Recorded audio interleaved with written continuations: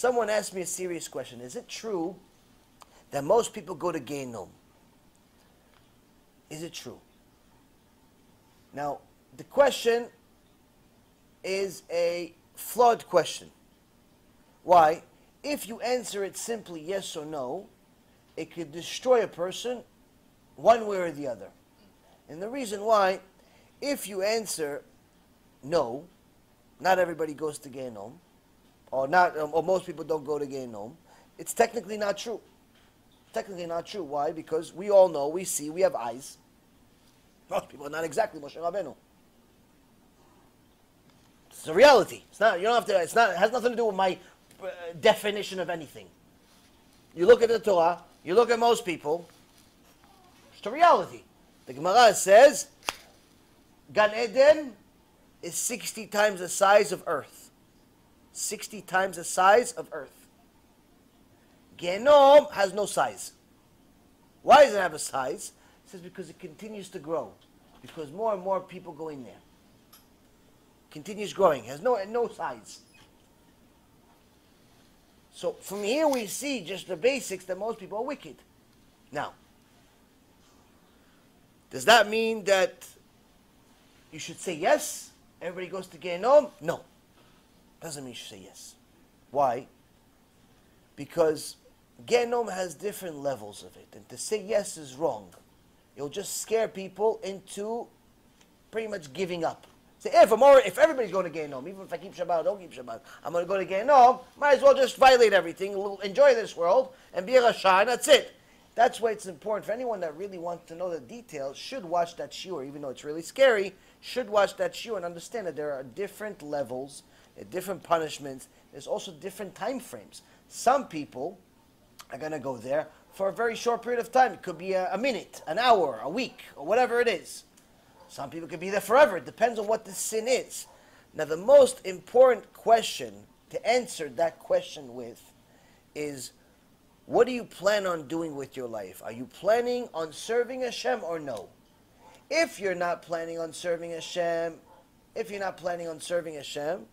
then in reality, you're probably already living Gehinom in this world anyway, because there's no way for you to be happy anyway. So just expect to go from your unhappiness to much, much worse. It's just going to get worse for you.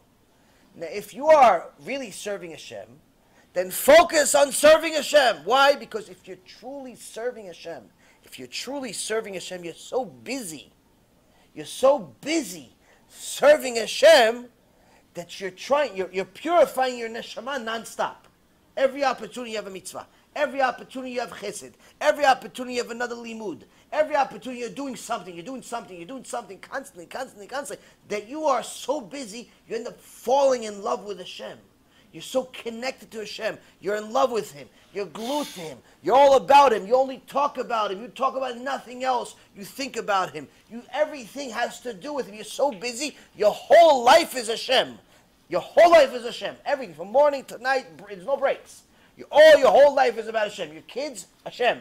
Your husband, Hashem. Your wife, everything has to do with Hashem. You see Hashem everywhere. In creation, at the doctors, through the problems, through the financial issues, the good news, the bad news, the fire, the water, everything. You see Hashem everywhere.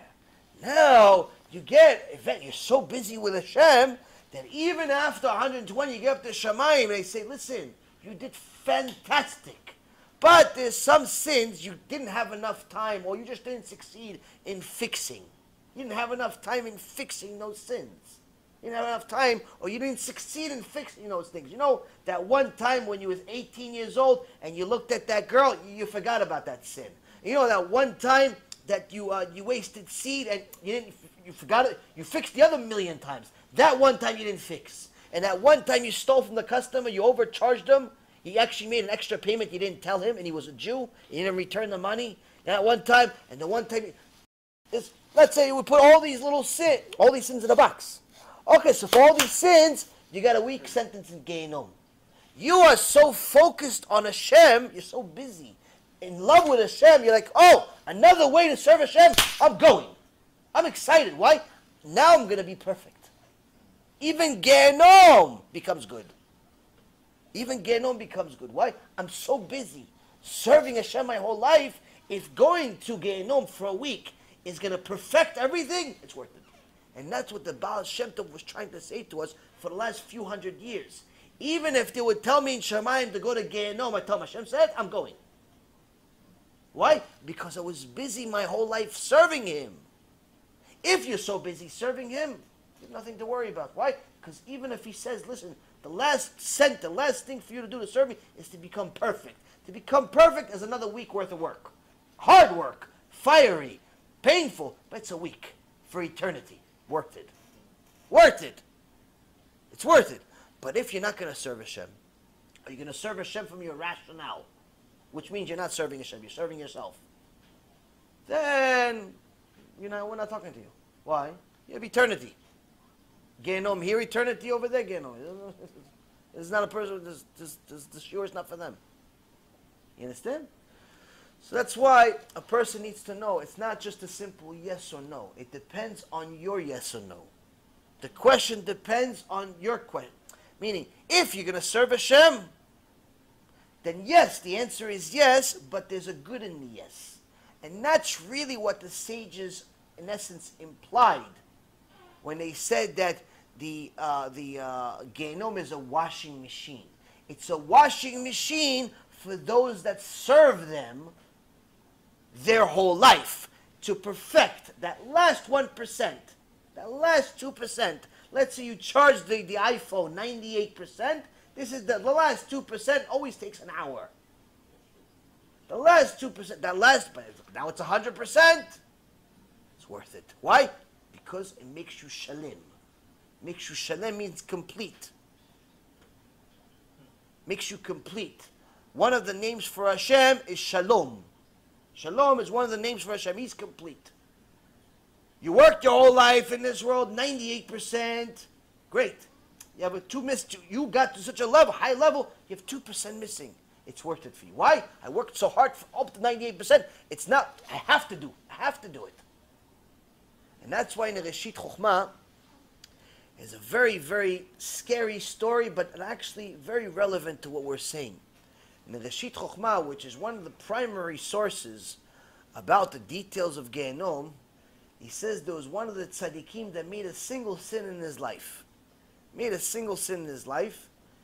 in Shamayim they said, you are tzaddik, great, amazing. But there's a sin that you made, you didn't fix it. You didn't fix this one sin. And you were judged to have 3 days in Gehinom. Or you can go and be a gilgul. You go reincarnate, go back to the world, and live a whole new life to fix this one sin. The tzaddik said, you know how hard I worked? 70 years I worked day and night to serve Hashem. You want me to go back for another 70 years? What if I sin more than one sin now? What if I don't fix it? Then I don't know, I'm risk too much. Let me go to Gehinom for 3 days. Yeah, but the Ramban, 900 years ago, said that even if a person lived the suffering of Job, book of Job, you learn it, you do Teshuva. You learn the book of Job, you learn it with Midrash, you understand what it says there, you do Teshuva. Why? Any normal human being would do Teshuva after that book. It's insanity. How much suffering a single human being actually went through in a single year. 10 sons died all in one day. 10 children died in one day. Went from billionaire to homeless in one day. Lost everything, fame, fortune, everything. He got so sick in one day, the worms, instead of going into his body, started coming out of his body. You want to do Teshuva, you learn the book of Job. It's actually one of the places of Torah you're allowed to learn it on Tisha B'Av. That's how much suffering is in the book of Job. Now, the Ramban said that the amount of suffering that Job went, even if a person suffered like this for 70 years, it's not even an hour in Gehinom. But this tzaddik that went up to Shamayim said, listen, you have one sin you didn't fix. We're going to give you 3 days, not 1 hour in Gehinom, 3 days in Gehinom. He says, I'll take the 3 days in Gehinom. Why? Because I don't trust myself. I go back to the world. I'm going to make more sins. I may end up getting more than 3 days in Gehinom. I'd rather go in 3 days in Gehinom. Said, okay, no problem. A few Malachei Chabala came. Angels of death came, took him. huge giants from here to the sky, each one black as the night, scary as can be. They take him. Let's go. For the Rav. They start walking. He's like, oh, it's over here. He goes, no, it's a few miles down the road. He's like, it's hot. He goes, oh, we have a while. Because we're not here yet. He goes, no, we have a while. It's a few miles down the road. As they get closer and closer, the Reshit Chochmah, I saw this. The Reshit Chochmah says, they get closer and closer. He goes, it's really hot. I can't take it. I can't breathe. Because we're not even close to it. We're not even close to it. Apparently, you can feel the heat from outside of it. It's not even inside. And they said, no, we're not even here yet. No. He goes, it's hot though. We're not even there yet. Come, kapara alecha, come. You keep going. No, I can't take it. I can't. Please stop. What stop? You signed a deal. You signed a deal with the Vedin. There's no changes. Please, Hashem. He starts screaming to Hashem. Hashem says, because he's a tzaddik, I'll give you an option. Do you want to go to where you asked, or you want to go back to the world? He says, Hashem, I can't take it. If this is what it is, I'm not even in it. I'm not even halfway there. It's this hot. I'd rather go back to the world for another 70 years. Now, what are you thinking? Reshit Chochmah wrote this just to amuse you? What is it, a scary story in Hollywood?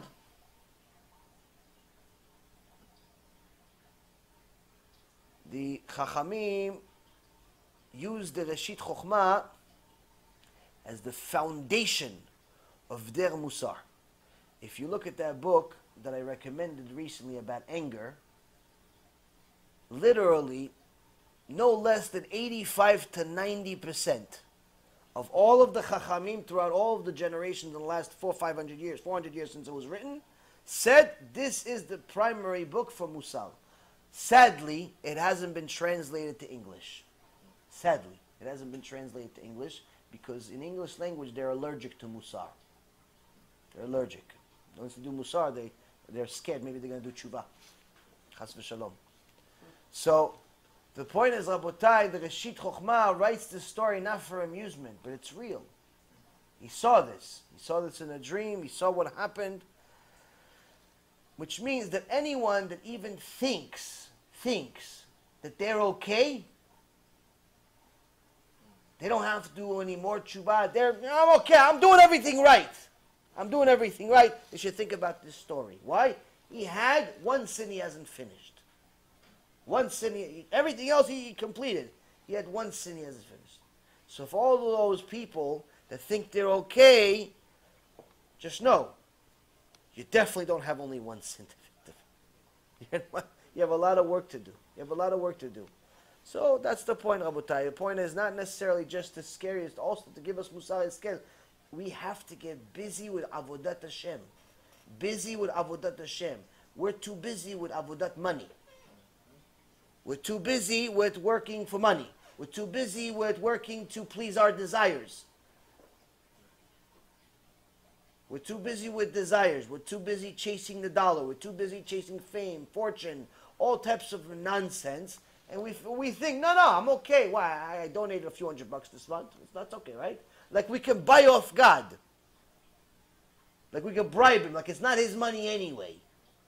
And the reality is, how many people, mamash, are willing to die, mamash, put their life on the line to say for sure, 100%, they're giving the right amount of tzedakah.